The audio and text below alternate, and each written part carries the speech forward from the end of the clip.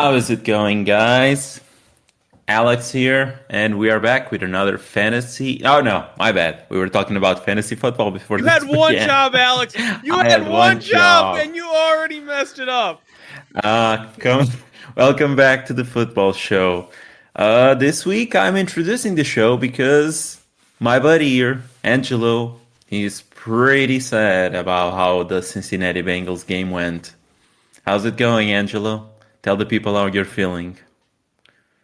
There is no joy. There is no hope. There is no love in the world. It's just all pain and fire and brimstone And Jake Browning.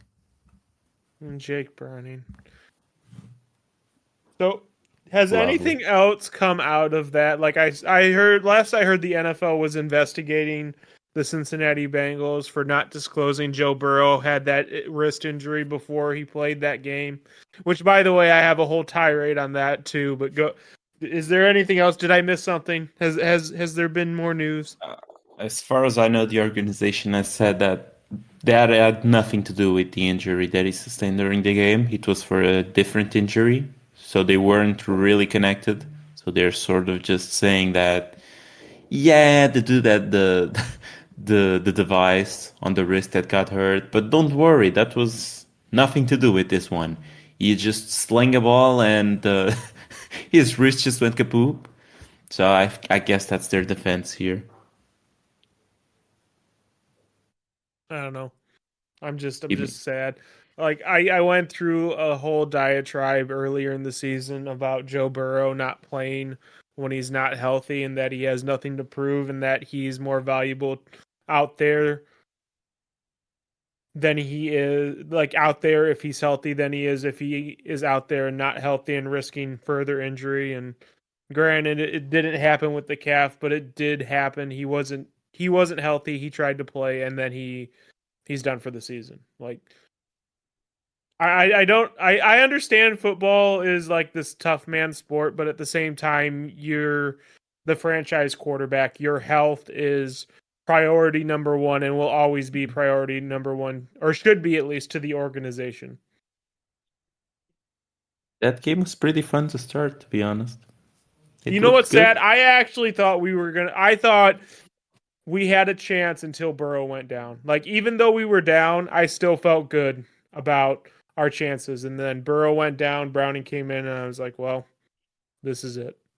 This is how the season ends. The Ravens did lose Mark Andrews early in the game as well. And Yeah. then same guy, I believe it was Logan Wilson, also landed a hit on Lamar and OBJ, who knocked both guys. Yeah, I guess it knocked OBJ out and it just hindered Lamar Jackson for a bit. Uh, I mean, it's legal tackles, so it's kind of hard to blame the guy. It's a football move. I guess they are looking into not like they're not looking into the play, but they're looking into hits like the one in which he laid on to Mark Andrews, the hip thing, in which he tackled Andrews, and I guess the league will be looking at those tackles to see if they can somewhat like change that so that those don't happen because I think those lead to injuries quite a bit. So I guess that's something the league is gonna look into. But I mean, bright side, Jake Browning didn't look god awful. Yeah. Yeah.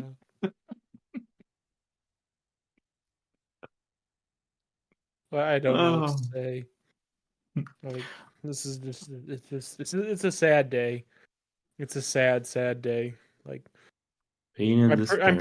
I'm pretty sure we're 5-5, and I'm confident the season's over.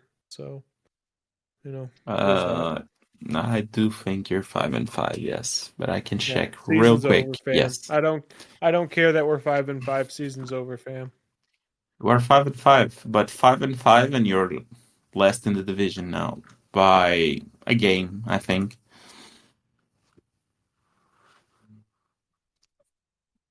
Yeah, Angelo, it's not good. It's There's not. always next year, right? That's pretty much what's about to be your motto in fantasy. So And now, I thought this wasn't a fantasy show, was it? Ah, I had to get a dig in. I had to get a you dig had to in. get a dig in. Oh, perfect. I had to feel good about something. I mean, my team also played. I guess you can get a dig on that as well. We lost the most in the most Seattle way possible. Who did you guys even play? Oh, it was the Rams. You lost to the Rams. We scored 16 points in, I believe it was like 2 quarters and 4 minutes. Like we scored a field goal with 8 minutes left in the third quarter, I believe, to put us up 16 something, 16-3 or 16-6 or something like that. So we had the 16 points scored with 8 minutes to go in the third quarter. We failed to score another point the rest of the game. Lovely. Just the most Seattle thing to do. So, Uh, as a Seattle fan, do you regret not like granted, I guess this wasn't a great draft class to take a quarterback, but do you I mean it was. But do you regret not like moving up to take one of the quarterbacks or do you like not addressing it at all in the draft and just rolling with Gino? Do you regret that at all? Yeah, not really, because I don't think this is a lot to do with Gino. I think it's more play calling. We have had now 3 games, if not mistaken. The Browns game, the Rams game, and there was another game in between that I can't quite remember now, in which we either lost or got like really close to losing them because we just stopped running the ball, which is mind-boggling for a team which has an offensive philosophy of trying to be conservative, trying to run the ball as much as possible, and using the run to set up the pass. And as a team who loves doing this, ever since Pete got in here, I mean, versus the Browns, we completely abandoned the run. I guess it's a tough run defense, but still, like at least give some carries to So the here's guys to my see what question. happens. If your scheme and philosophy is establish the run to pass the ball, then why is it that for the longest time you guys didn't address the offensive line and you currently have DK Metcalf, Tyler Lockett, and JSN rostered? Like all three of them. I mean, we also did spend a second round pick on a backup running back, so kind of goes both ways, I guess. I like But the t don't you think that maybe just maybe if that's your philosophy, it would have been better just to like try and bolster the offensive line instead of having DK Metcalf, JSN, Tyler Lockett, Zach Charbonnet, and Kenneth Walker. I mean, don't you think that at least? And and even then, if you were gonna select JSN, because didn't you? If I'm not mistaken, you had two first round selections in yes, that draft. I the mean, other. if you're gonna select JSN and roster those three, then wouldn't it have been in your best interest to then draft a quarterback to maybe start throwing it more to those guys? I don't know. I think that's just a lot of blame going into Gino that is not deserved. When I think He's the the quarterback. Yeah, you're telling me Geno Smith needs to be the only quarterback in the NFL who doesn't get praised when the offense is running well and gets criticized when it's not?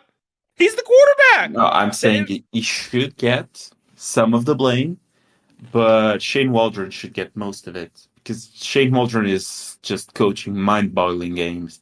That's our offensive coordinator, and the dude, I don't know, man.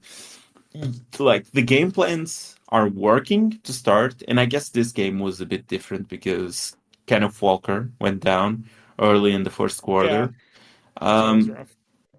and after that, like I don't want to say that it was because of Charbonnet, because Charbonnet, although it wasn't anything special, he was fine.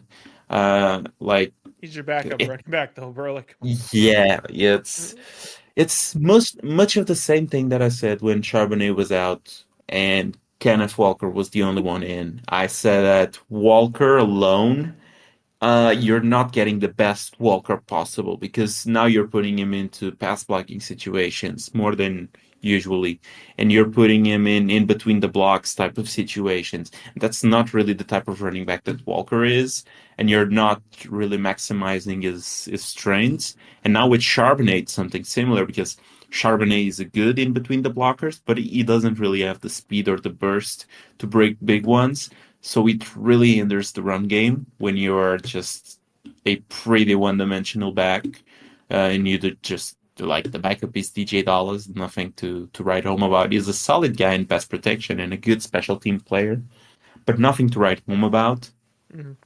So in that sense, I understand, and he started running basically like 3 yards per carry or something. Charbonnet did. So that's not great. I still think we should have stayed with the run more, especially in the drives in which Chino missed, which I think were 2 drives. I mean, we just went passes with Drew Lock, which made absolutely no sense. I mean, in drives in which we had to burn the clock, the last drive that Drew Lock played, we needed to burn the clock, and we go like pass incomplete, pass to JSN for a short gain, and then pass incomplete. So, like, how's that to blame on Gino, for example? It's just a mind-boggling game plan, to be honest. I guess that's fair. In other news, I watched probably one of the worst games, at least offensively, to watch this week, which was the Browns against the Steelers. So, how much of this game did you see? Um, whenever it got onto red zone, Okay, so you only saw like 4 plays. Got it. Um, probably. so at the start, the Browns, like it was really obvious Kevin Stefanski didn't trust fully Dorian Thompson Robinson, and he did. There was a bunch of like screens and like have you ever played Madden? Yes. Do you know the play where everyone is in a curl route basically? Yes. I saw that ran multiple times. Exactly the same as the play art in Madden. I Like, I guess the dude plays Madden a lot, so Stefanski just went with, you know what you run in Madden? Just do that every single but play here. like it was really obvious he didn't trust him to like throw it deep. So they scored on the first drive doing that. After halftime, and they kicked a field goal later in the first half. After halftime, the Steelers basically dropped like 5, 6 people down low and just dared them to throw it deep. And they didn't do that until the fourth. They didn't like have a throw that was past 10 yards until like the fourth quarter, it felt like. And like and I was just watching this. That's why like when I said there's no way the Browns win this game. Because like they weren't throwing it. Like Joey Porter Jr., I was watching him for the Steelers. He didn't bother taking his hands off the wide receiver that he was guarding. That's how short the routes were. Like it was just terrible. It was better than against the Ravens. I can't say it was worse. It was better than against the Ravens, but it's really obvious that Stefanski didn't trust him and they're just going to rely on this defense. And I was actually having a discussion with a Browns fan. Actually, this was really funny. Um, when I went into work today, I have my coworkers are Browns fans. So, um, the first thing he looked at me real sad and he said, "Hey man, sorry about Burrow." And I was like, yeah. And I did the Alex sigh, that sigh you do every time you lose a week in fantasy. I finally understand the amount of despair that goes into do that sigh. And I sighed and I was like, yeah, sorry about Deshaun. And he was like, you know what? Honestly, I think we still have a shot even without Deshaun. And I was like, oh, you poor, sweet, innocent summer child. Apparently, he was right, though. One game in and they won. Yeah. Because on the opposite end, You had Kenny Pickett, and I He wanna looked hit you. terrible. I He wanna looked hit you terrible, with dude. a random Looked stat that so I saw bad. today. He looked so bad. Like they like panned in on Deontay Johnson in the fourth quarter, and he looked like a man that was like aging before my eyes. But go on. Yeah. So since October 1st, so that's what, almost 2 months, 2 months now, if not Yeah, mistaken. that's Okay. yeah, yeah. It's like 5 weeks. Um, Kenny Pickett has the same amount of touchdown passes as Anthony Richardson.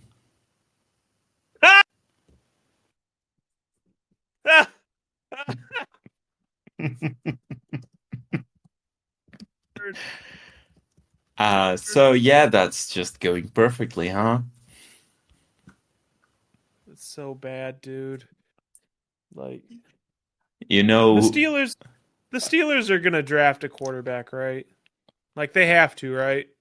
I guess. I guess it also doesn't matter if they keep the offensive coordinator, but it's definitely not just on Matt Canada right now. I would say that much. Jalen Warren looks really good.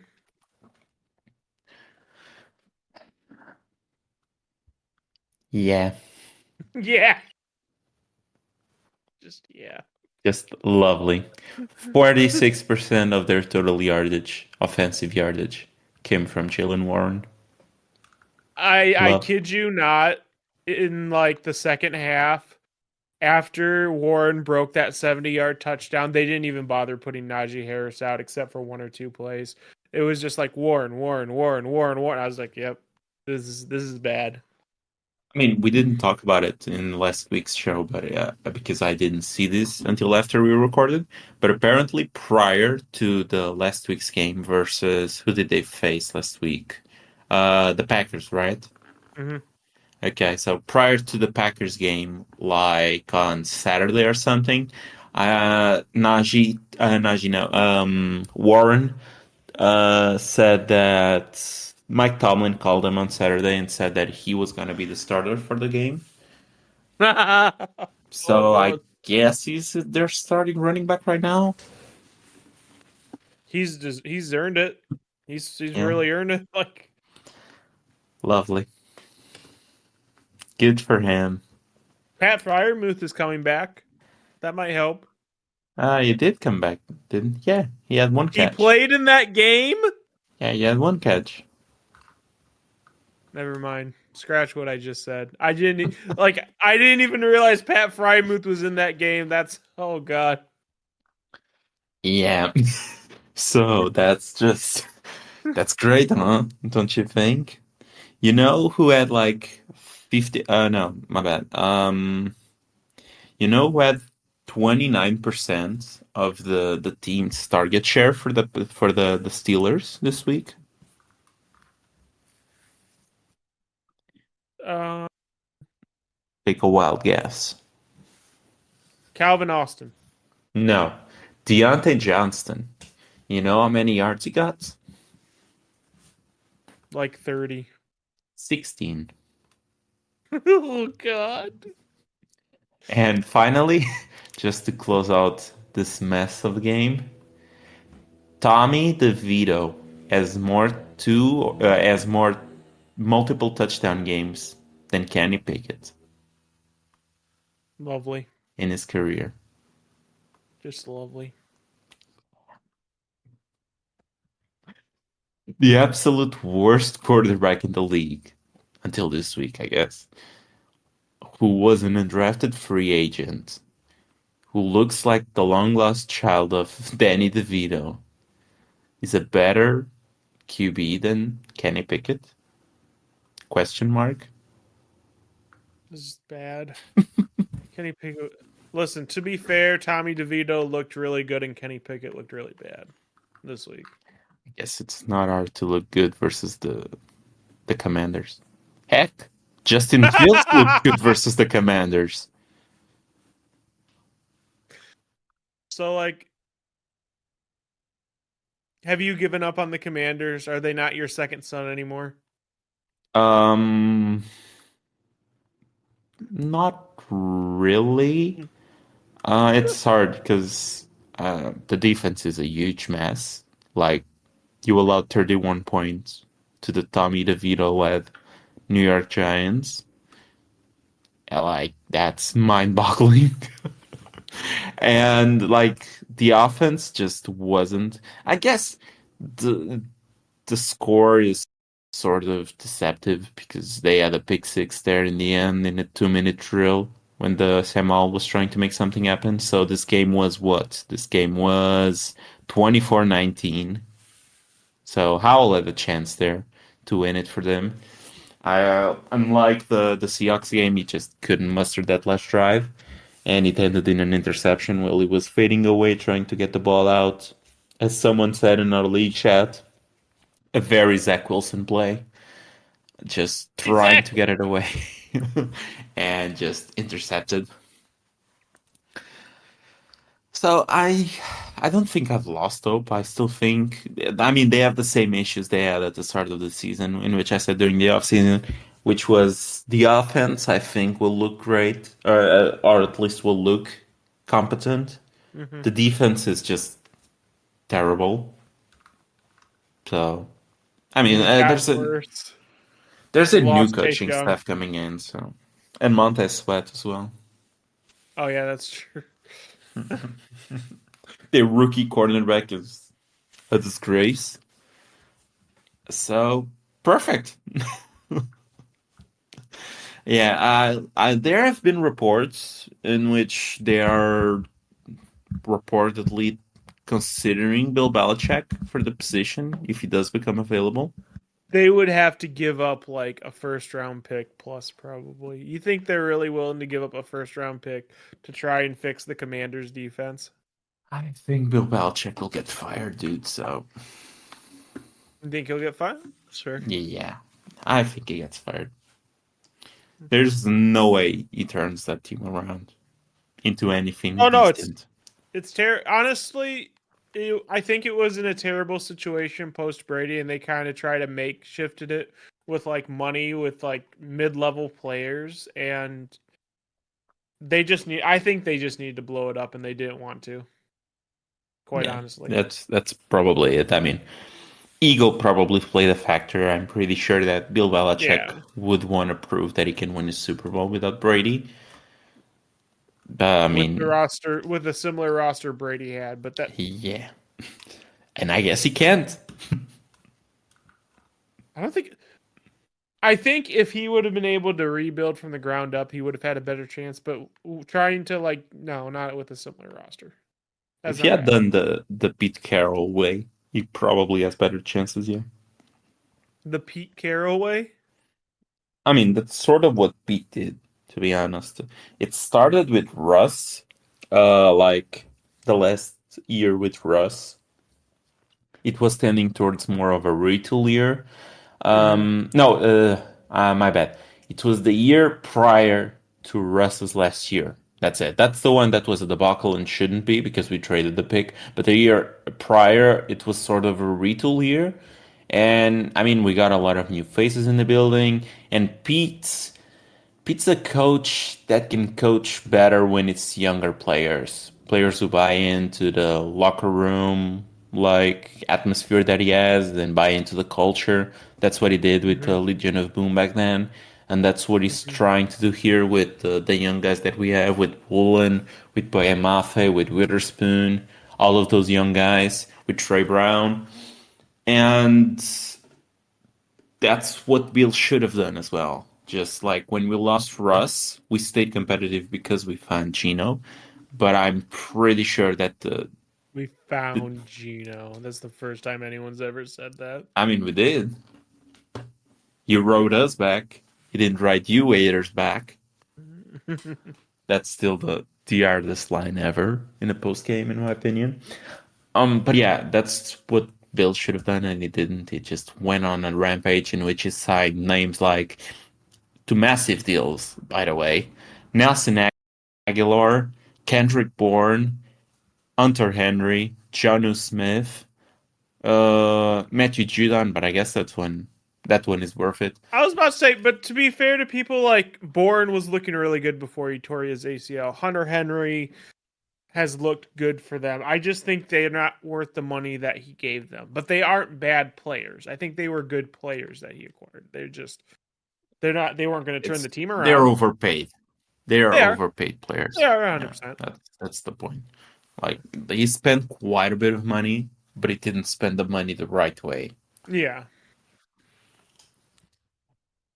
But yeah, the Commanders with Rivera, I think people are just sort of done. I mean, it's a great story for all he endured in his personal life and all of that. I think the fans are just about done. And I mean, it was Maybe predictable that I get. they Listen, just maybe I'm my in the bad. minority, but I've never been a fan of a Ron Rivera coach team. That's just me personally. But you don't like those sort of teams, those greedy teams like the Titans, like the Nope. Falcons, for example. You're Nope. just never a fan of those. So it tracks. But I mean, people usually just gear towards Rivera because of his personal struggles. Um, and it's a nice story, but I think fans are just about Personal done. And struggles. Listen, I get everyone likes a good story, but this is America. You need to win, and I haven't seen a Ron Rivera team I've been scared of. I'm sorry. I mean, the Panthers team was pretty good. What, That's almost 10 he years had ago, but he had one Cam Newton MVP year. and that team looked good. That was the best offense in the league. I don't. Maybe I'm gonna get chastised for this, but honestly, I don't even think that team was that good. I think Cam, for the most part, carried a weak offensive roster. If I'm not mistaken, Steve Smith was still playing, and I think that was their best wide receiver. Uh, I think wasn't it the Calvin Benjamin year still? It might have been Steve Smith and Calvin Benjamin, I know Curtis Samuel was also around. but I don't know. I was just maybe I'm being a Yeah, hater, but you are a hater. Come on now. That team, I mean, it might not have been the best team in the league, and it wasn't in the end because they lost in terms yeah, of roster construction, but they played the best football. So, it yeah, I was can't argue with the that. 2000 and what? Trying to find the standings. 2015, 16 sounds about right. I'm yeah, it's 2015 season. I was trying to look up the roster and like it was showing me on Wikipedia, it was showing me the Super Bowl matchup, but it's out of last year. So I was going back and then it's like, oh, they were 6-10 the year after. Lovely. Okay, so the 2015 Carolina Panthers counted with Cam Newton. They had Jonathan Stewart back in his prime. They had Devin Funches, Jonathan. Ted Ginn Jr. They had Greg Olson. But yeah, the defense was pretty good as well with Mario Addison, with Star Lotulelei, with Cohen Short. They still had Kuechly, Thomas Davis, Shaq Thomas. I mean, they had a few good players. But yeah, it's definitely a subpar roster that Cam That's just all. played his mind out of. That's all I'm saying. That's all I'm saying. Yeah, you're right there. But I mean, that's still the coach that led them there.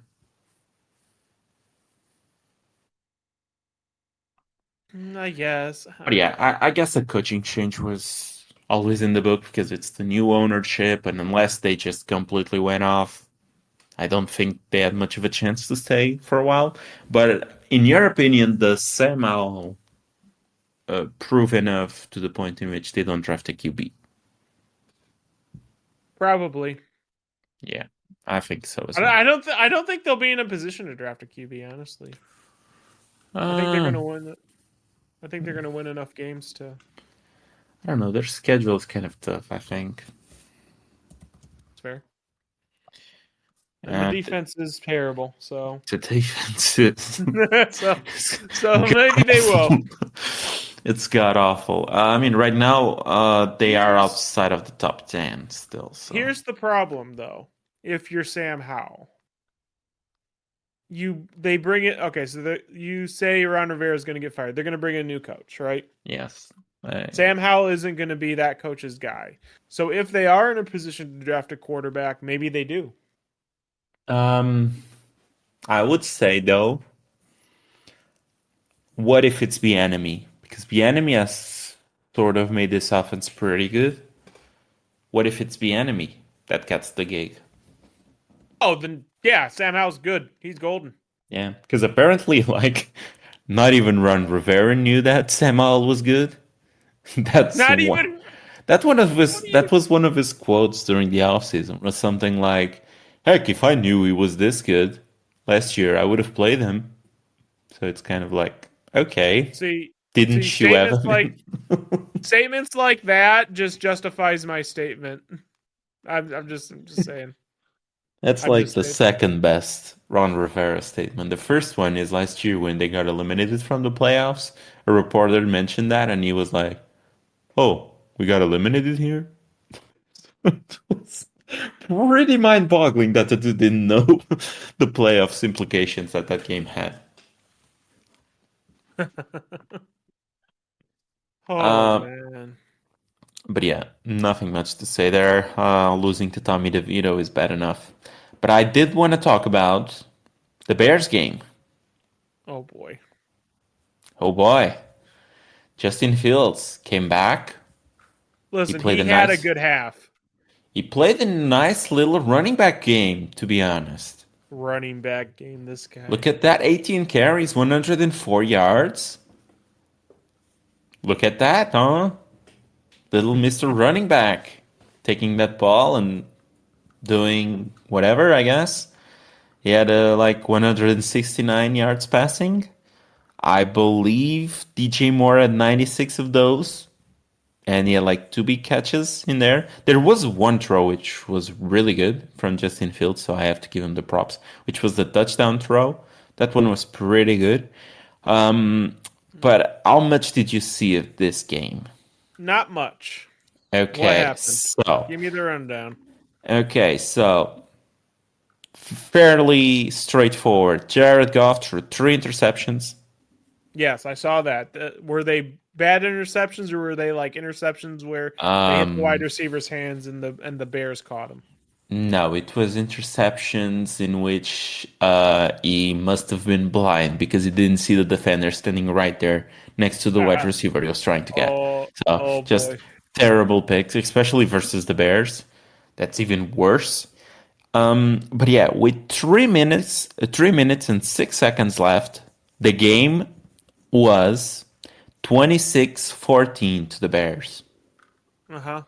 The Bears end up losing 26-31. Wait. So the Yeah. Lions scored how many points in 3 minutes? The Lions effectively scored 17 points in 3 minutes. Pretty rough. How'd they accomplish it?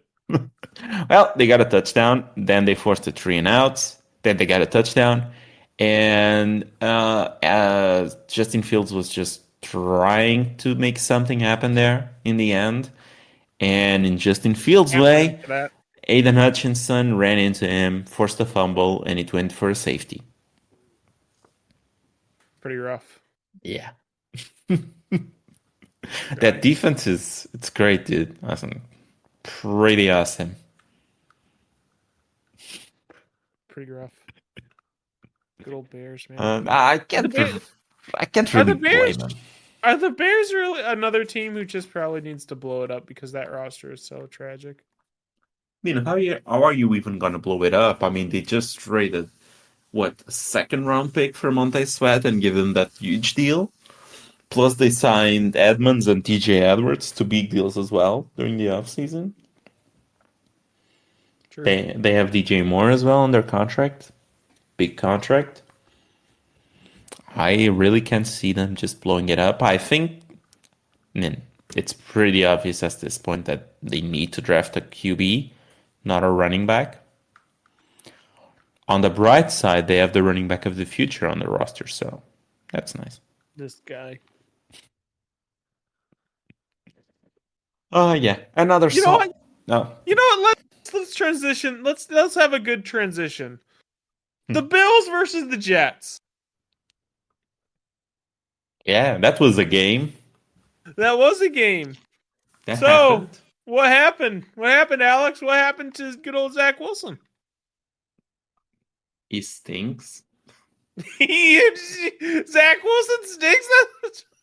I mean, I sort of threw down the white flag prior to the KC game. I was like, I'm done. The guy is just awful. Then the KC game gave me some hope, gave me some opium.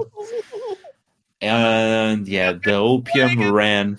They The got back. opium ran like a few weeks, and now I'm completely ran out of opium, and it's just over again. It's terrible. Oh no. Great kid, I guess. Probably has plenty of wealth to fall into. Not a good QB. I will say though, Tim Boyle won't do anything different. And I think the problem lies on the offensive coordinator right now.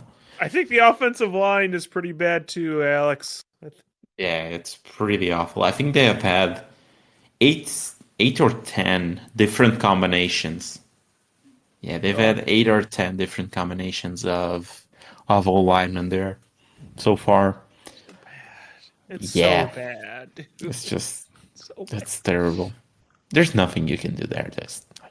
I'm not even sure if Aaron Rodgers would look any better. Like he would look better, What? of course. It would look better, of course.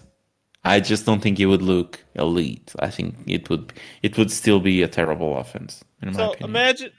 So Aaron Rodgers is rumored to be coming back. Like you said, week 16. Yes, that's what he said. So how bad do you think it would be if he came back? The offensive line was terrible. Still, again, and he gets injured the first game again.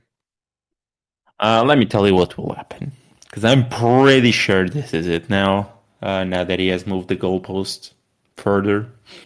Move the I goalpost yeah, further. I am pretty sure it's just playing the card of I'm trying to get back, I'm trying to get back, I'm almost healthy, and then by week 16, when the Jets could be by then mathematically eliminated from the playoffs, he will come in and say, "Look, guys, I'm healthy. Doesn't matter now. The team is out of the playoffs, but I did manage to get back in. I'm awesome. I took like the least amount of time coming back from this Achilles injury. I can play, but I won't because there's no point and season over. Just trust me on this one. That's what will happen. We will not see Aaron So Rodgers on the field this week. here's the problem with what you just said about the um the Jets being mathematically eliminated week 16. So who are the teams that would take their spot? The Bengals, they just lost Joe Burrow. The Browns, maybe. The Steelers, with the way Kenny Pickett is looking, I think the Jets actually might keep up with them. So there's 3 wild card spots. What 3 teams do you have that will mathematically eliminate the Jets by week 16? Please enlighten me, Alex. The I Browns and mean, who else? as of The right Browns now, and who else? they are 4-6. The Jets are. They Uh, are behind at least 2.5 games, if not mistaken. Because right now the seventh seed is the Pittsburgh Steelers, the sixth yeah. seed is the Houston Texans, the fifth seed is the Cleveland Browns, and then you have the division leaders. You have to say it's the Texans, the Browns, and the Bills. That's what you have to say. Yeah, There's your answer. basically. And I mean the Colts are also ahead of the Jets. So is Stop it. Denver. Denver is on a 4 game winning streak, by the way. So yeah, Denver is ahead of them. Are you back on board with Denver? I sort of was never on board with Denver, but they're playing better, yeah. Las Vegas is ahead of the Jets. That's Oh, unbelievable. That's I mean, just unbelievable. yeah. The Raiders are 5-6. The Jets are 4-6. Oh man. And Maybe you're right then. Yeah, maybe you're I right. mean, the Jets' next games are Dolphins on a short week. They play on Friday, the Black Friday game. Then you have Jets. Where is the Jets? Oh, the Jets face the Falcons. Then it's Jets. Where Jets Texans. Then back at the Dolphins. Then they face Week 16 when reportedly Aaron Rodgers can come back. They go where they face Washington. Then they face the Browns, and then they face, to end the year, the Patriots. So they lose to the Patriots because it's the Jets. They always lose to the Patriots. Then they lose to the Browns because Tim Boyle won't be able to move the ball versus the Browns. I guess by then Aaron Rodgers might return. But yeah, out of the next, what, 4 weeks, and then Aaron can come back. I don't think they win a game. And they can technically only lose one. Maybe you're right. Oh, lovely. Maybe they win versus the Falcons or something, but I don't see the 3 games that they win to make it possible for Aaron Rodgers coming back to come back. So yeah, he's terrible. The Bills sort of still don't look good, but they look slightly better. And I guess it's just like they're playing with house money because they know that the other offense can't do anything. So they are just sort of doing their thing, no pressure. I still don't think that's fixed. And there is one more game that I want to talk about. I'm not sure how many more do you want to talk about, I'm gonna but see if there's any games that come off. But go ahead. yeah, I see There, two that are there, there interesting. is at least one. There is at least one. Go on. Yeah, I want to talk about the Chargers. Oh no. Yeah. Oh, okay, let's talk about the Chargers. So are the Chargers like the best worst team ever? The Chargers have always been the best worst team ever. Perfect. Yeah, I mean, that was just a disaster. It's Another so sad. disaster.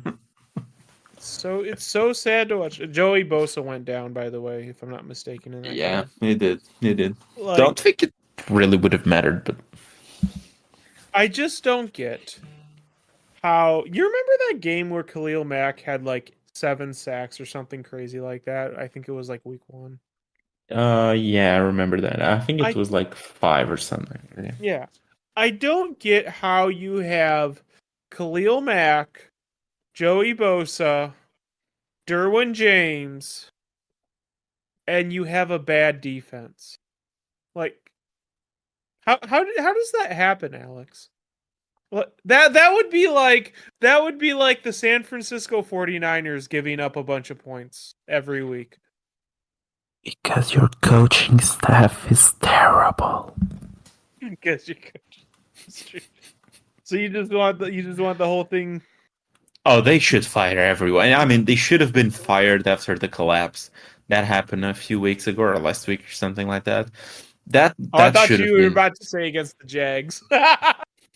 I mean, that's the first the first offense that they should have been fired for. They didn't. They kept the coaching staff. And now this year, I mean, I've seen at least 3 situations in which they should have been fired. Now again, they should have been fired. They aren't. Staley is getting feisty with the media still. The reporters are just constantly asking him if he's gonna keep calling plays for the defense, and he's getting pretty pissed off about it, saying that yeah, he's gonna keep calling plays for the defense, and that the reporter had already mentioned that. that he should stop doing that. And I'm just sitting here wondering why he should stop doing that because it's not like your defense is showing anything. So I think it's a pretty valid question, but I'm sorry, Mr. Brandon Staley. And yeah, I mean, just a complete collapse. Just it's probably on Herbert. Like he should have been telling his defense what to do. There was a play in there, the Romeo Dubs touchdown, in which Michael Davis just completely forgot what he was doing. Like the play design was pretty clear that he should go with Dobbs and just take the zone the most to the top left. And the dude just has a mental breakdown as the snap goes, and he just falls down, which immediately mentions, immediately means that Romeo Dobbs will be free in the end zone. So Herbert should have gone in and just intercepted that, of course. Then Herbert should just be throwing the balls and catching them themselves because Quentin Johnston clearly can't catch the football. And the thing with Quentin Johnston isn't even that he can't catch the football because he can't, but now he's rubbing it in on the other guys. And now apparently Keenan Allen, I've never seen Keenan Allen drop balls, much less a touchdown. And now he's dropping balls and touchdowns that hit him straight in the ends. But I guess it's the sun, so Justin Herbert should probably block out the sun now. And Austin Eckler Oh, is forgetting the ball when he's starting to run, and he's dropping the ball to the ground, and he's dropping balls that are being thrown to him because Quentin Johnston is on the team, and it's like a plague. So yeah, I guess Justin Herbert should just take Quentin Johnston down back to the yard and put him down like the Holy Yeller. I don't know, man. Rant over, you man. got you got to throw your shade at Quentin Johnston, man. Congratulations. Yeah, I did I feel say bad for like Mike Williams is down. Jalen, like who is Justin Herbert even throwing to right now other than Austin Eckler and Keenan Allen? he's trying to throw to Quentin Johnston, He's trying to throw Quentin Johnston. and it's not looking great. Well, at least he's getting his opportunity. Who knows? Maybe Quentin Johnston will turn it around. Maybe. Sure, Sure. he has about as much of a chance as his college alma mater fella, um, Jalen Rager. Jalen Rager. Yeah, Someone told me he already looks Rager bad. That hurt. I'm not gonna lie, that one hurt. that is probably true though. On the other end, though, Jordan Love, which is, I believe it's the first Packers QB to have a 300 plus yard game since 2021, if not mistaken. You're telling So me Aaron Rodgers didn't have a whole 300-yard game his last game?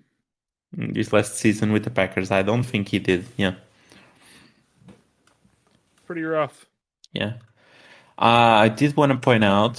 So the Packers' top three wide receivers right now are Jaden Reed, Dontavius Wicks, Romeo Dobbs, Christian Watson. Those are the top four. Here are Jordan Love's passer rating when targeting those guys. Jaden Reed, 116.9. Dontavian Wicks, 107.6. Romeo Dobbs, 97.2. Respectable. Christian Watson, 45.5. Pretty rough. Yeah. Pretty rough. Christian Watson looks rough. He did get the touchdown this game, but Christian Watson looks rough. Jaden Reed looks like the best wide receiver in that group right now. You're not wrong. And Dontavian Wicks looks like the second best.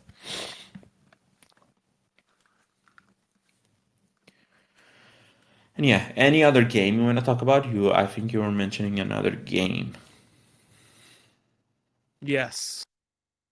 which was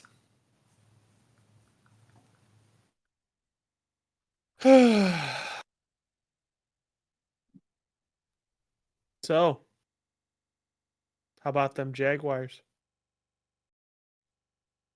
Yeah, Yeah, just yeah. your Mayo man didn't do it, I guess. How Yeah, about your Mayo man? it was a pretty rough game for good old Will Levis. I was watching Colin Cowherd Yeah. a few days ago, and he said something like Will Levis is the guy for the Titans. Does the CFL have any team called the Titans?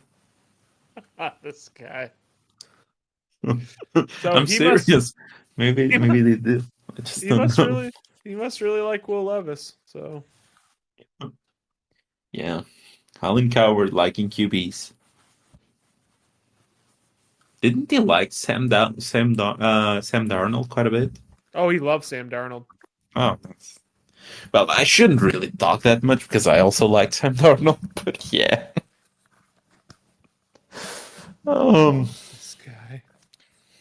But yeah, I didn't watch a whole lot of that game because that game was really weird. I think like there was some crazy stat there, which I saw today on Twitter. But did you see any part of the game? No, I didn't watch the Titans get dominated by the Jags. Yeah, so I found it here. So Tennessee lost by 20 points, right? Yeah. 34 to 14. Those Yep. 14 points all came very late in the game. Yeah, Will very. Levis, Will Levis had four incompletions the whole game, two sacks, Four and incompletions. yes, That's it? and yes, and ranked second on the day in passer rating and NEA, which I think it's what any yard per attempt or something like that. So every single yard that he had, um, ranked second in the day in all of those categories, and they lost by 20. So you're saying Will Levis didn't even have a bad game?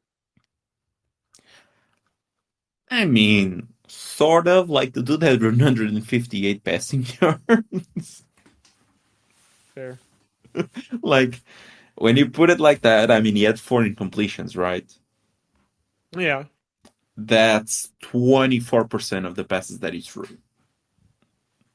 Whew. So yeah, he had like 17 attempts. So That's I still a mean, lot, they especially just for got today. dominated. Yeah, like run game didn't work. I mean, Like you would think they would have more pass attempts if they got dominated, though. they just sort of, I believe, a few were called back on penalties and like they tried to keep the run game going. I mean, they had 17 attempts passing. They had what 19 carries for their players. So they just, I guess they just kept on trying to get the run game going, This and it is why didn't I really hate, work. this is why I hate these boring offenses, man. Like, can Yeah, you at least give the quarterback a chance to do something? Hopkins did fine. Yeah. Now, if I'm not mistaken, Hopkins had the touchdown pass. Yeah, he had 59 yards, four catches, a touchdown. Um, Out of those 59 yards, 43 came out of the touchdown. Well, here we go. Breaking news: there is an outside chance he could get back at some point in time. There's some optimism from John Harbaugh and tight end Mark Andrews playing again this year with his ankle injury. That sound a lot like a guy who might play the last game of the season, if anything. True. But I just pray that's not the case for my fantasy team. Okay. The sooner he gets back, the better. Yeah. And So finally, you had so anything else to add? we didn't talk about this in the Jets game, but Zach Wilson got benched for Tim Tim Boyle. Tim Boyle, yeah. Tim Boyle. He has announced the starter for the next Jets game. Lovely. I don't think that's really any sort of a difference. That's just the offense will be just as bad. The offense will be just. Over under on the amount of picks that Jalen Ramsey gets this week.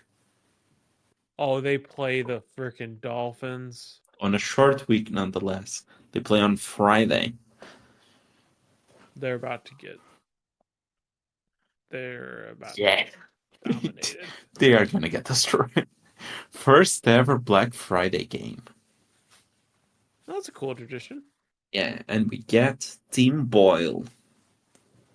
Boyle versus Tua. Also, Oh. apparently, speaking of Miami, Devon A. Chain actually re-aggravated his knee issue, so he's day to day right now. But Emid? obviously, what's that? No, no, go on, go on. But obviously, that's not a good sign if Devon A. Chain re-aggravated his knee. That means that's probably a sign that he might not be playing next week. I believe the exact quote today coming from McDaniels was something like I can actually get the right quote McDaniel. because Oh, okay, yeah. no McDaniels. wait, is it McDaniels? Um where's the quote here? I saw it right before we went on live. And then where is it? But it was something along the lines of I can't confirm if he's gonna be active. I can also not confirm that he won't be active. Yeah, here it is.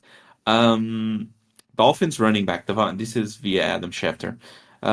Dolphins running back Devon Asian who re-injured the same knee Sunday that landed him on injured reserve for 4 games. Still is gathering information on his injury, but Mike McDaniel implied that it wasn't serious. Asked if Achane could play Friday versus the Jets, McDaniel said, "There's a chance that he will, and he won't. I definitely would not rule him out, but I would also definitely not rule him in either." So, much of nothing. Much of nothing indeed. Oh, yeah. Jesus. Finally, last game here. CJ Stroud had his first mistake riddled game, And they still won. and they still won. Most of his mistakes came after a big hit that he took that knocked him out for like a play. Then he came Mhm. back. I'm not sure if like the impact of the hit affected him somewhat. Probably that's the situation here.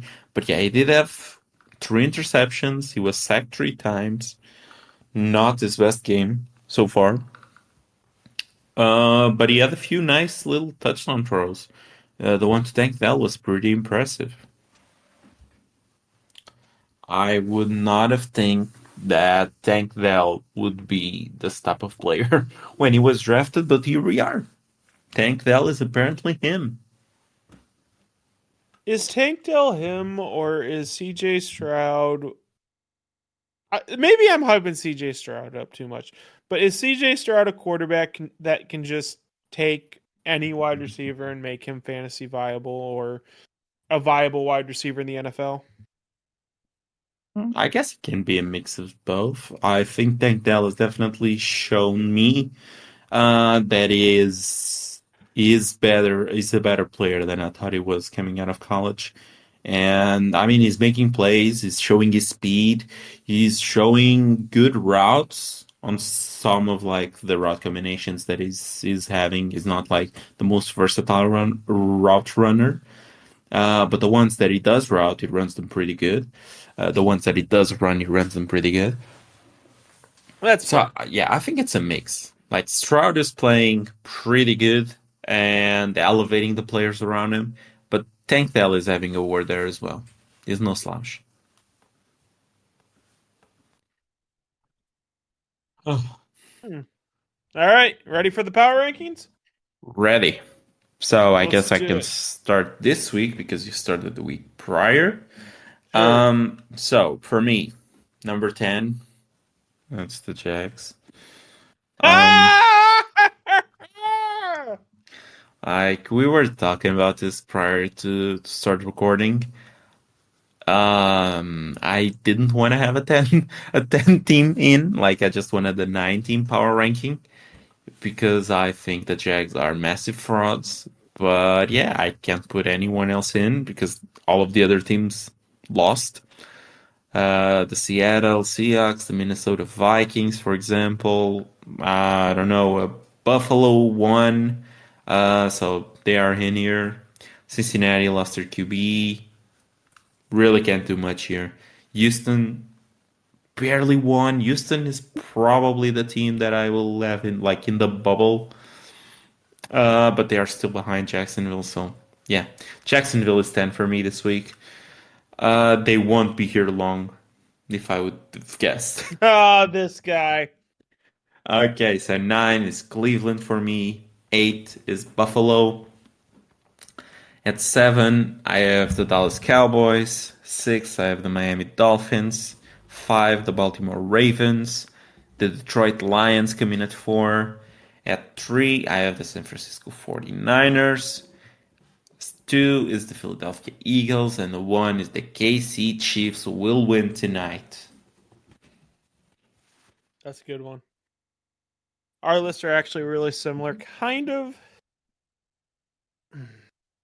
So my list actually didn't change that much now that I look at it. For me, number 10. I don't think mine did either. From like Miami up, I think it's the exact same.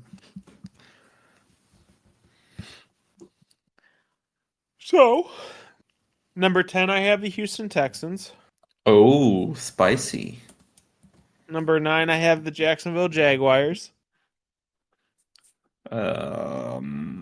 Yeah. Um,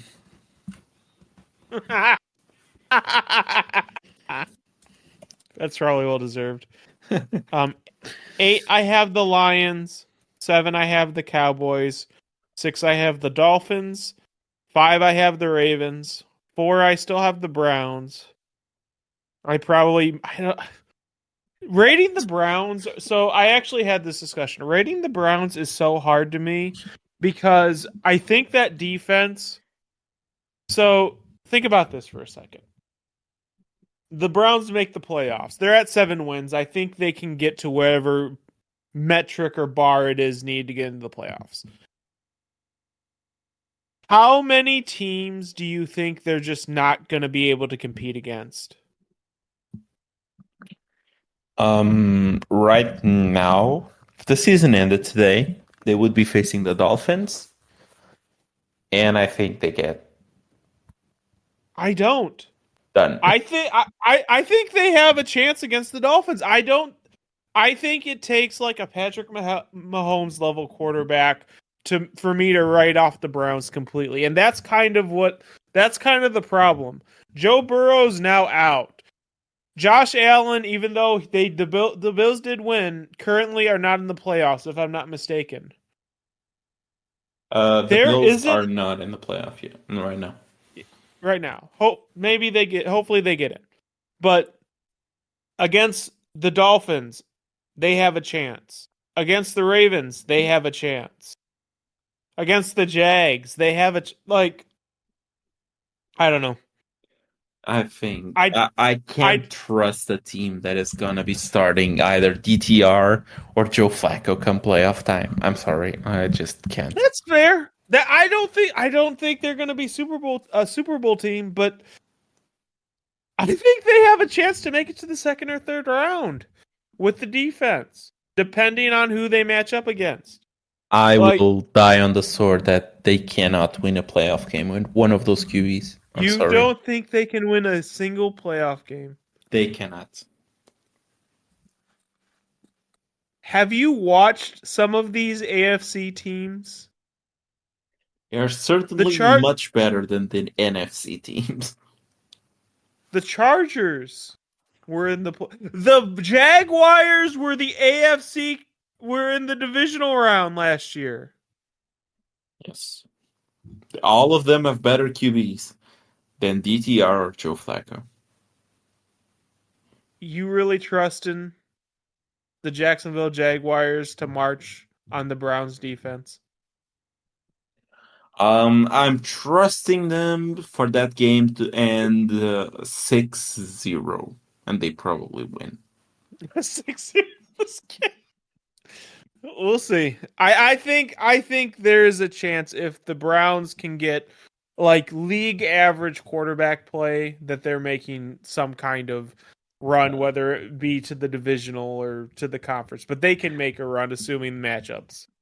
I like league average is not what I would describe Joe Flacco and DTR, to be honest. That's So fair. that's my issue here.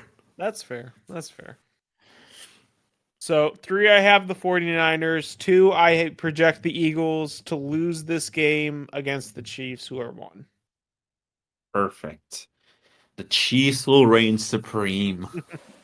But if but if the Eagles lose or win this game, Alex will not know what to do next week.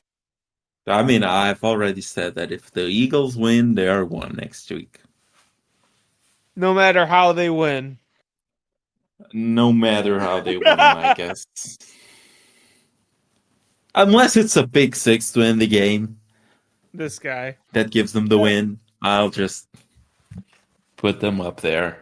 They will be one, unfortunately, because they are frauds.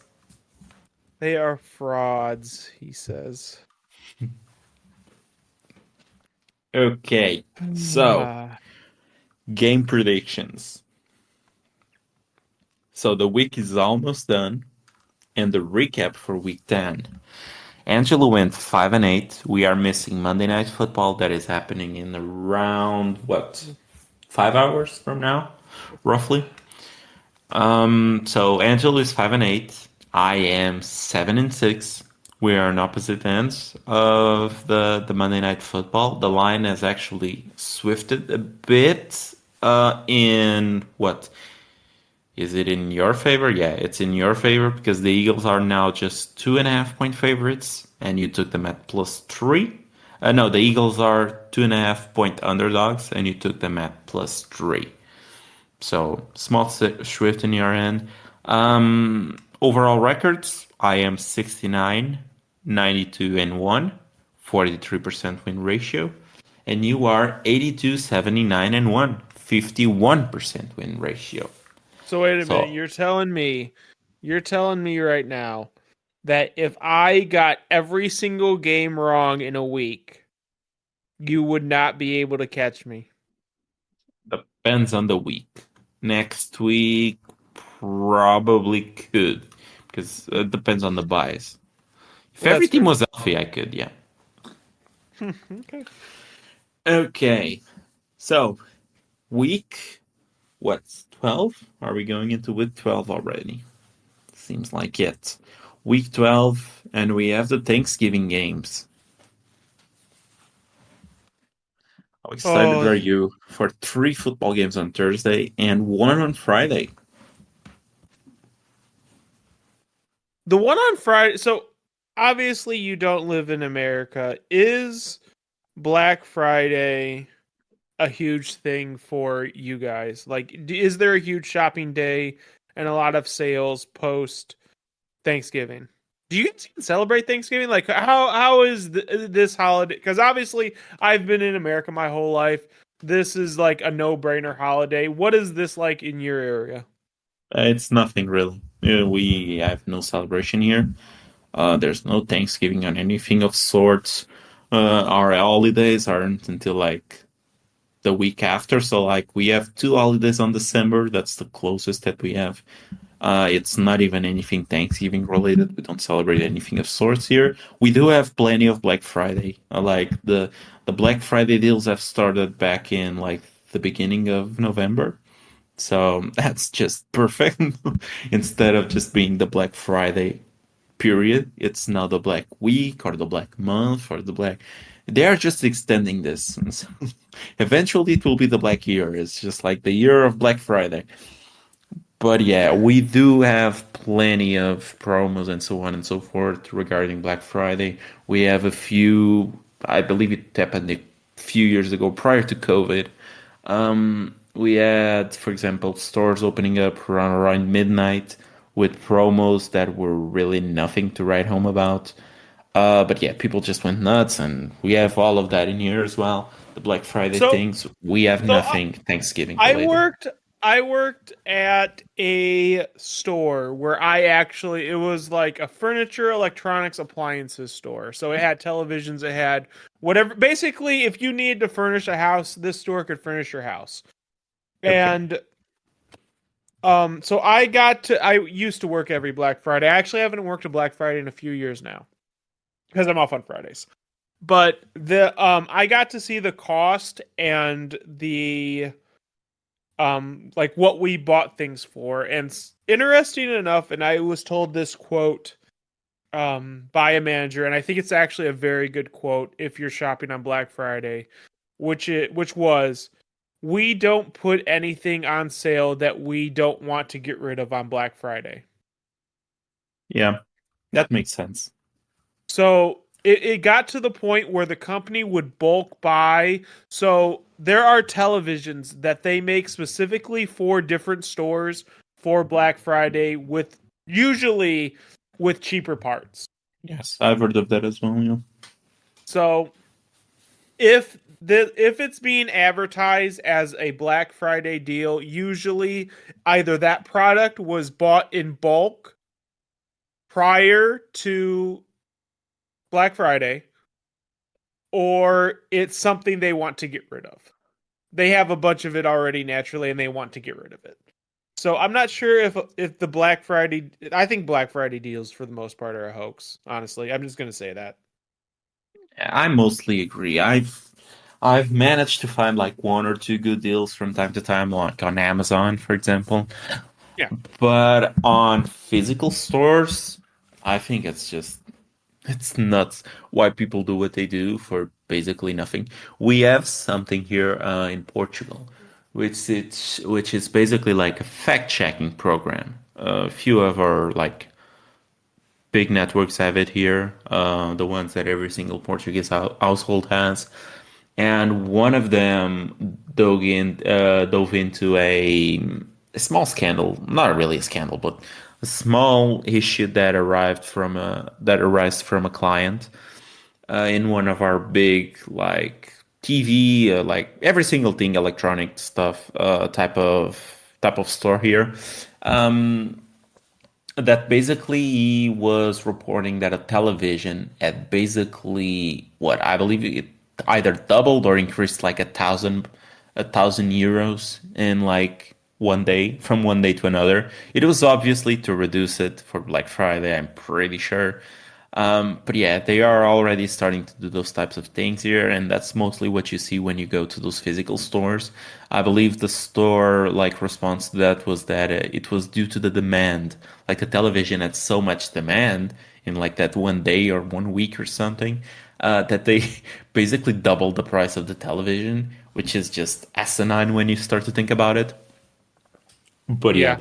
No, physical 100%. stores, it's just like it's a scam. There's nothing really there that you can make any sort of profit on or make any sort of like saving on. So yeah, mostly Amazon stuff. It's what I tend to go when I buy anything. I think my last Black Friday buy was like a random Funko Pop when I went to a store that had them at like 50% off. And okay, this one is worth it. The last like thing I remember two times going out and shopping on Black Friday. And one when I was in my teens, and another one was when I was in like my early 20s. And I remember going to Meyer and waiting in line. And this was when the Xbox 360 and the PS3 were either just coming out or they had been out a year. And I remember because I went on in the PS3 line and there was no one in the PS3 line, but the Xbox line was to the like front of the door. So I was the only one. I was like, oh, yeah, just give me a PS3. Anyway, and the other one was for a television in my apartment, my first apartment at the time, and I stayed up and in line, got the TV, and then I went to work and worked an 8-hour shift without getting any sleep. That was a fun day. Yeah, that seems like a fun day. Yeah, I tend to just because the thing is like usually the quote unquote Black Friday promos, they just like they tend to to stay around for quite a while, so why just rush to go for Black Friday when you can just probably wait a few days and the things are probably still in promo by like middle of the week after, so just kind of seems pointless to be That's fair. honest. All right. Anyway, we need to get to these games. I do say that I'm thankful for more games in my life. More Thursday games, more Friday games. That's perfect. Was I that like easier football. for you?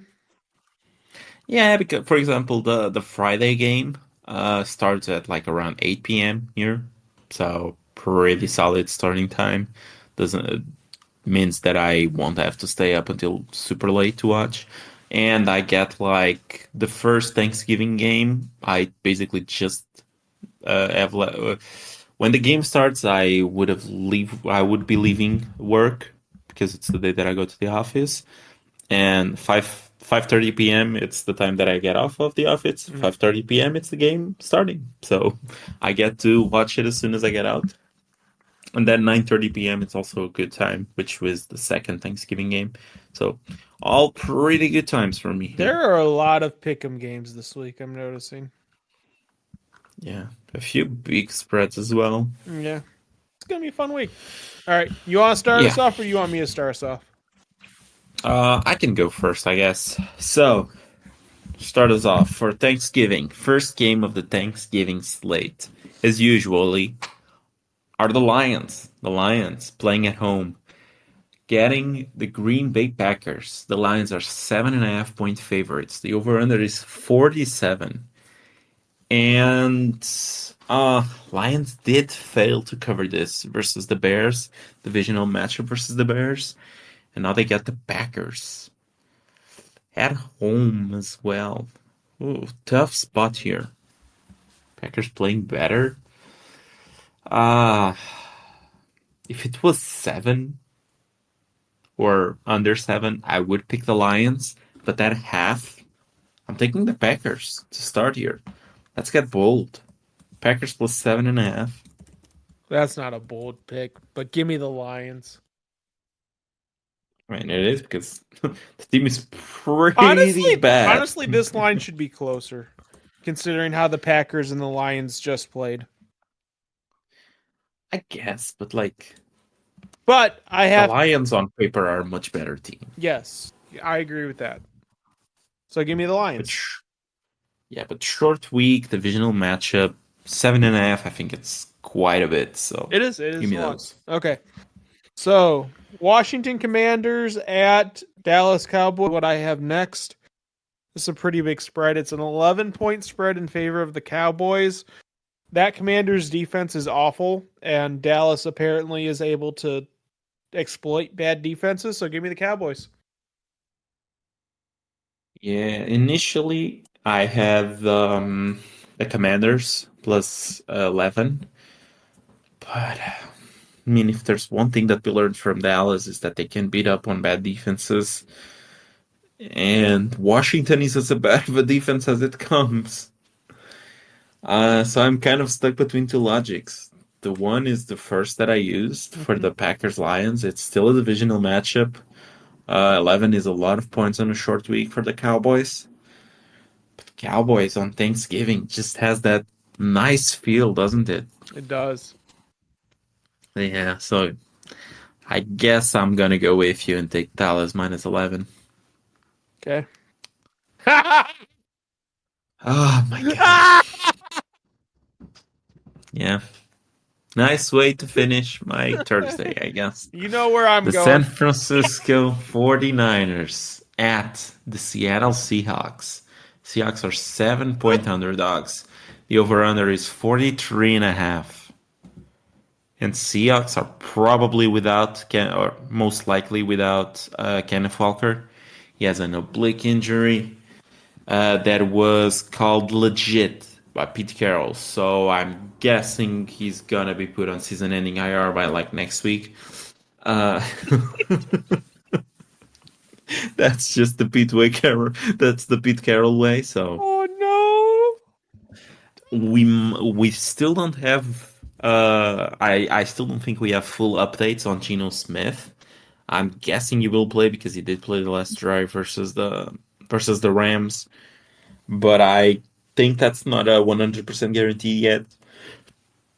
That said, I guess I'll just pick with my heart again and I'll take Seattle +7. Last week it worked. I said your side was the right one, but apparently we lost the game by 2, if not mistaken. And I had +2.5. Or we lost by 1, something like that. We lost by 2, yeah.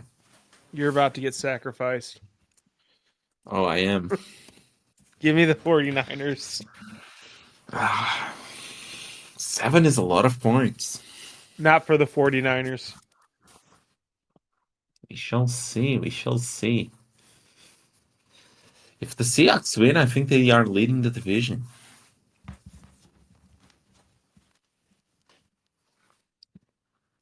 Give me the Okay. 49ers. Next, the Miami Dolphins at the New York Jets. Miami is favored by 9.5 points, and Tim Boyle, starting quarterback. Just give me the Dolphins. This could potentially be very ugly. So this is either gonna be like once again a 7 point game, or this game's to go over by halftime. So I'll take the chance that it's over by halftime and give me the Dolphins. Initially, that's what I thought as well. But Don't you dare say it. last week, versus the Raiders, also seemed like an easy game. Raiders have a much worse defense than the Jets, and it was a close game in the end. The Dolphins did not cover that game. That was 11, I believe. They were an 11-point favorite. Now versus the Jets, it's a divisional matchup. The Jets have a pretty good defense. I mean, the backup QB coming out of nowhere maybe can give them some sort of like surprise factor. I'm really struggling, but I do think that the defense is good enough to the point in which 9.5 it's probably a tad much. All he has to do is And just give it to Brees or give it to Garrett Wilson. So so, but I'm almost saying Jets +9.5, but then I'm remembering that all of this was my rationale last week, and they lost by 20. So that said, I guess a broken clock can be right twice a day, isn't it the saying? Give me the Jets +9.5. Okay, next up for me, we go into the Sunday slate. And to start us off, we have a banger here. It's the New England Patriots at the New York Football Giants. Oh boy, this is gonna be a fun one. The Patriots are 3.5 point favorites away. Over under. I don't think I've seen a lower over under all year, but the over under is 33.5. That's just wow. that's a bad game. That's a bad game, is what that is. Oh yeah. Patriots, I don't think they've announced their starting QB yet. The sad I part is I believe might take the under on that. probably, but I guess we would have taken the under as well for the Commanders, and that game went The Commanders fairly over. has an offense and no defense. Where's the offense on this team? Yeah, that's true. I guess DeVito can play lights out again. Maybe that helps. Okay. Patriots have not announced their starting QB. McDaniels has said that Bill is the one who will make the decision. Josh McDaniels Wait, said Josh that Bill. McDaniels is back? Oh no, my bad. Bill O'Brien. I'm Okay. just confusing those names. They're all of this. They're all the same guy, to be honest. They're just different strokes for different folks.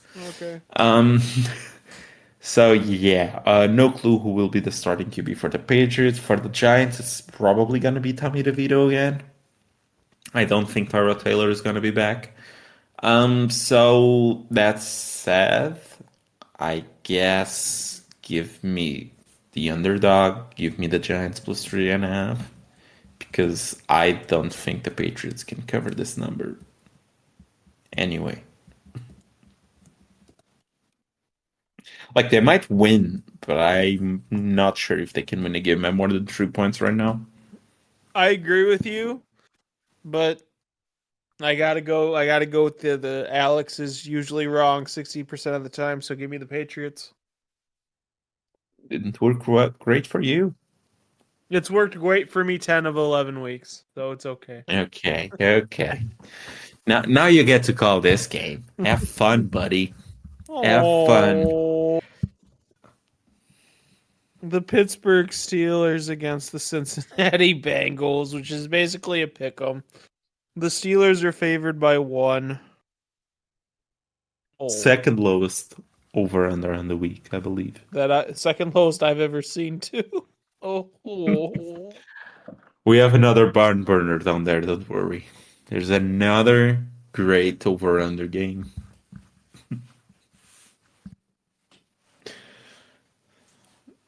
I don't know. Give me the Bengals plus 1. Screw it. That's out of pride. That is out of pride. That is out of only pride and hate and disdain.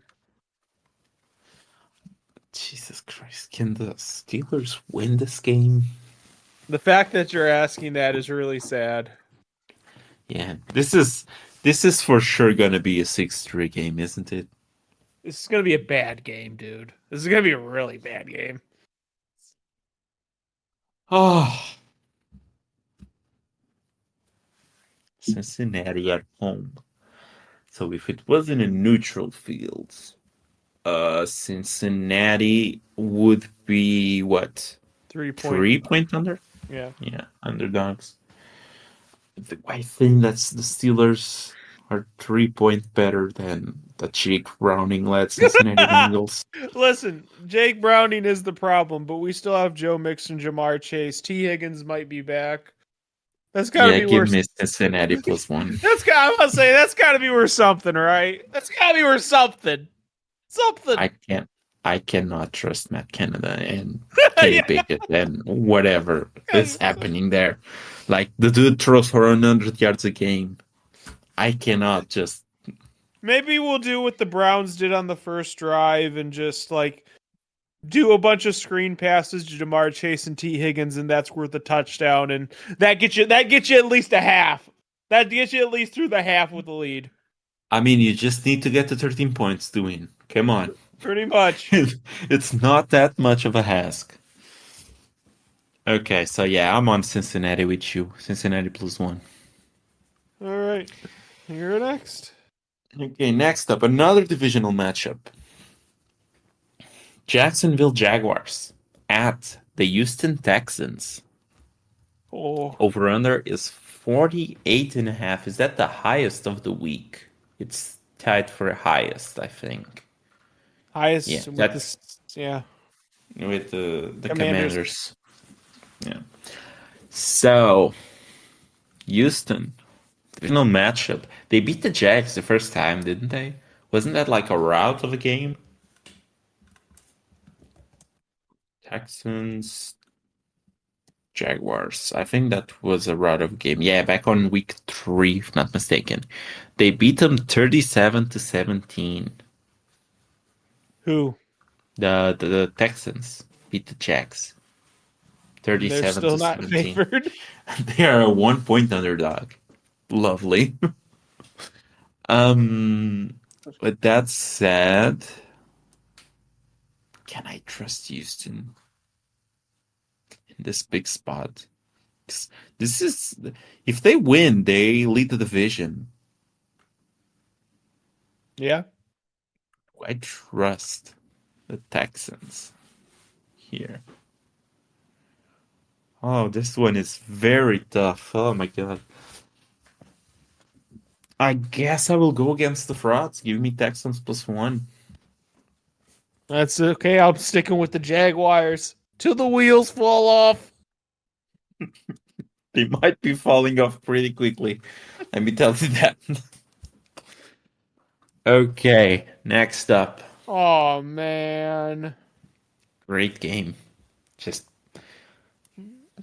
great games Ta- all around. Tampa Bay Buccaneers at Indianapolis Colts is what I have next. Yeah, same. 2.5 point favorites are the Colts. Give me the Buccaneers. Give me the Buccaneers. Gonna go against you here. I think this. This not the lowest rated game of the week. Go on, sorry. I think I'm gonna go against you here. Give me the Colts -2.5. Colts are rested, coming If out you of a have nice this bye. if you have the same game next that I do, that should be the lowest point total game. Yeah, I think I have. But yeah, Colts out of a bye. The Tampa Bay Buccaneers defense just got pretty hammered by the Niners. I think they'll be reeling, and I think the Colts will come out swinging. And give me the Colts -2.5. And they will be one game, or is it? No, they will be 2 games behind the division. Okay, next up for me, it's the Carolina Panthers and Bryce Young at the Tennessee Titans and the Mailman. Yep, that's it. Over under 37 points.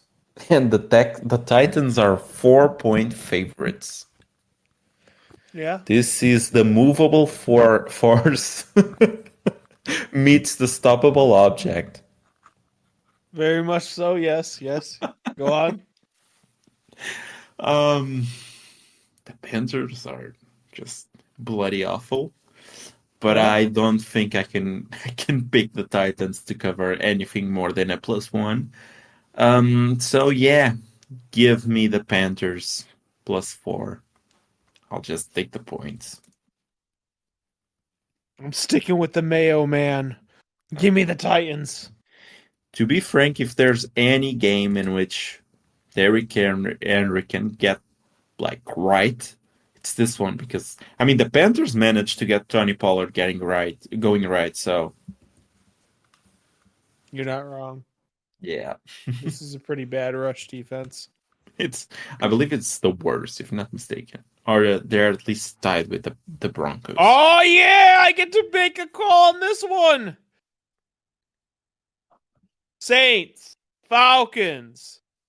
Saints favored by 1. Desmond Ritter starting quarterback. Give me the Saints with Desmond Ritter starting. Pick them. I mean, Pick you might pick have a point here pick because Desmond Ritter. Derek Carr is still on concussion protocol, so I'm not sure if he will play this week. And if he doesn't, then you have great chances, to be honest. Pick Desmond Ritter. I will. Give me Desmond Ridder and the Atlanta Falcons. Let's go. They're gonna hurt you again. Yeah, I'm ready to get hurt. I just don't trust Jameis Winston to have a turnover-free game. And if it is Derek Carr, then he is pretty bummed up as well. So yeah, give me the Falcons +1. I'm still gonna pick the Falcons to win the division It's the because Saints. I doubt it. Okay, next up, the third lowest highest uh, over-under game of the week. This is lower than the Panthers Titans. It's the Cleveland Browns at the Denver Broncos. The Denver Broncos are on a 4-game winning streak right now. Over under is 35.5. Broncos had a home out of a big win on Sunday Night Football versus the Vikings. Uh, Browns starting DTR or Joe Flacco right now. That seems to be up in the air. And This is another pretty tough game for me. Mm, give me the Broncos -2.5. All right. Give me the Browns. I think they're playing better. I think they can win this 10-7. They can win this.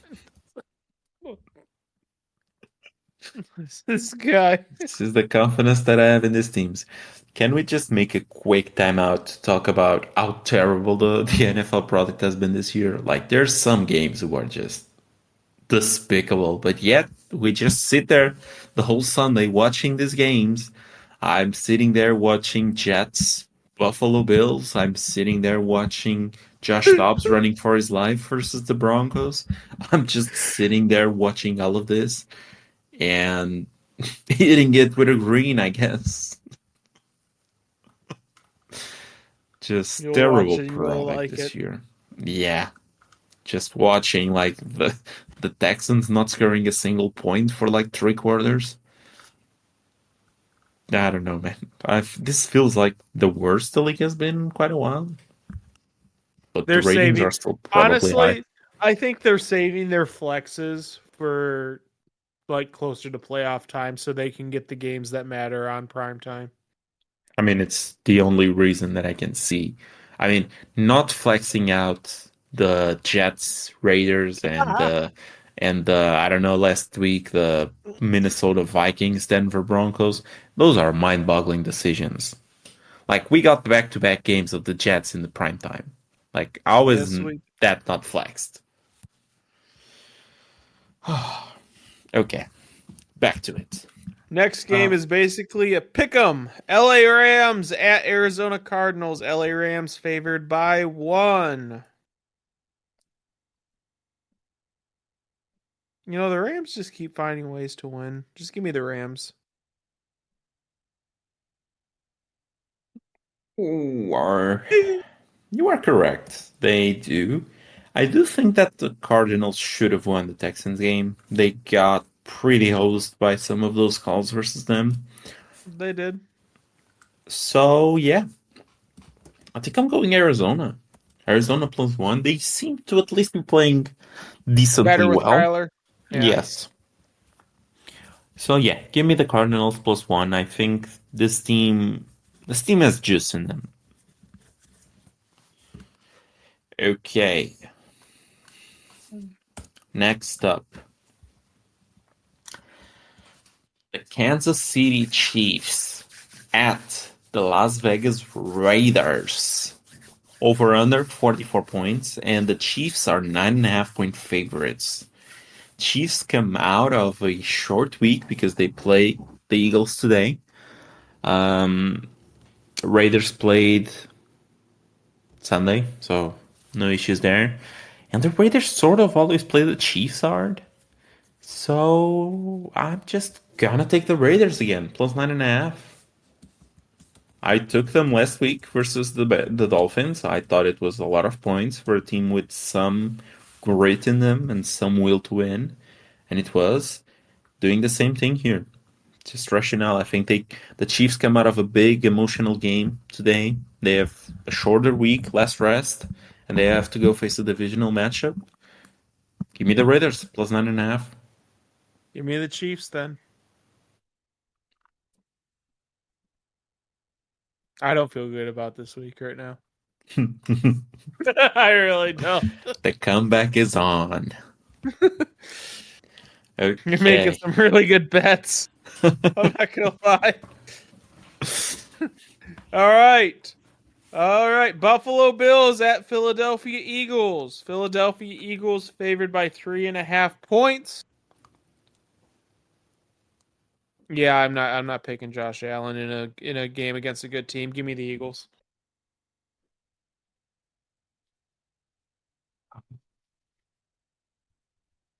Go on. Go on. Yeah.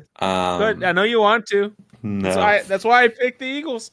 I left the door open. Come on, man. I cannot. I'll take Philadelphia as well. Okay. I would like this number at 3, much better than 3.5.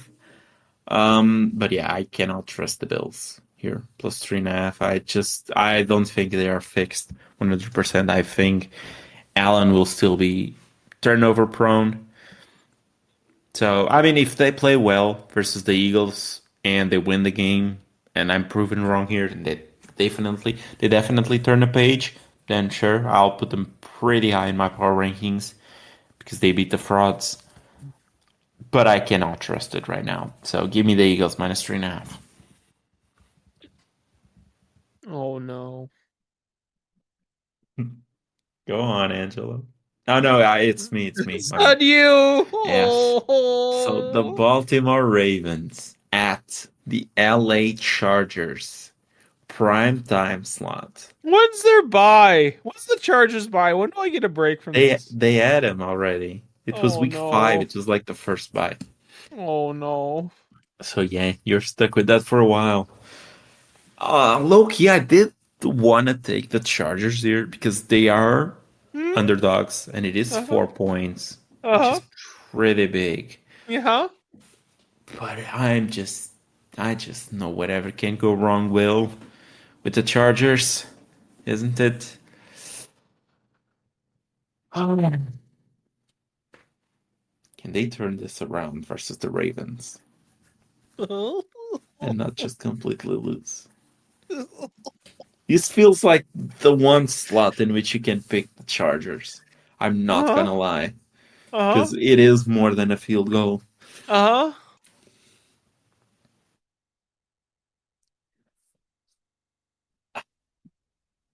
Give me the Chargers plus 4. He did it! I did three! I don't have to do it! Angelo Yes! is free. Give me the Ravens! No! Oh, yes! Yes! Woo! Master Dave gave Angelo a sock. Angelo is free. I don't have to be victimized by the Chargers. It's your turn. I just think it's more than 3, so I'll take the plus 4 because they Okay, either yeah, lose by sure. 3. Yeah, sure. Okay, buddy. Whatever you need to do. Oh, okay. Go for it now. Last game of the week. The Chicago Bears at the Minnesota Vikings. The Minnesota Vikings are favored by 3.5. Is Justin Jefferson ever going to play? I believe he said last week that he didn't think that he had like the 100% of his abilities back and that he never had one hamstring injury like that, like the one that he's currently having. Uh, So I think he is not back 100% healthy, and he and the team have both said that they want him back 100%. So I'm not sure if he plays this week. Certainly, being a Monday night football game gives him a bit more time to come back. So I wouldn't be shocked if he's back this week. Give me the Bears 3.5. Oh, buddy, I cannot. I just I know cannot. how this game will go. I know the Vikings will score late. Justin Fields will have a ball. Yeah, they're like he's gonna be down 2, 3 points, and he has the ball to start a comeback, and he will turn the ball over, and there will be a score by the Vikings defense. I've seen this movie happen plenty of times. I've tried to warn you.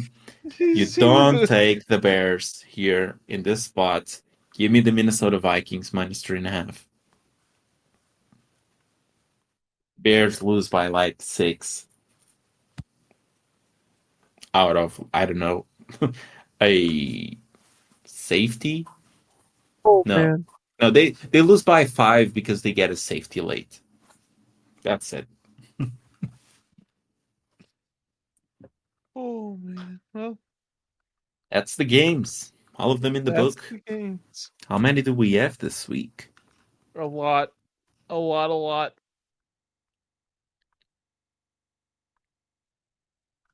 A lot. A lot. A lot. How do we have?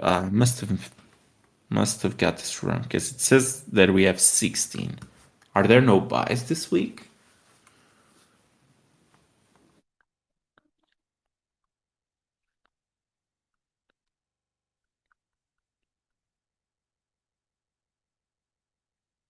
Yeah, I guess there's no buys this week. Okay, interesting. We have 16 games. So if you lose all of them and I win all of them, I'm going to be ahead, which is impossible because we have a few picks which are the same. Hmm. Well, oh man, Another show in the books. I feel very bad What about your picks? about these pictures. You might need to start and fade your strategy here.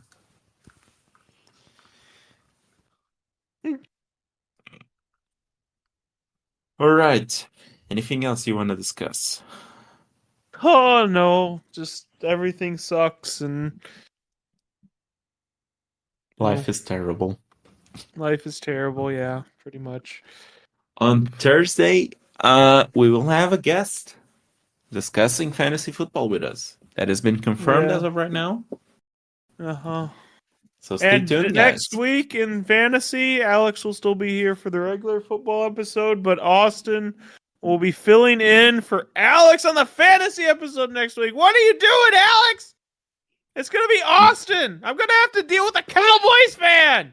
A Cowboys fan, Alex. I'm sorry. I would love nothing more than come in here and just cry about finally being eliminated from the playoffs in our main league. But I'm guessing that will have to happen the week after. Yeah, you can't get eliminated. You cannot get eliminated the week you're not there. You Tell can. It that to cannot my happen. team. It Tell cannot that to happen. my team. Those guys are a bunch of chokers. You are the living embodiment of the Chargers.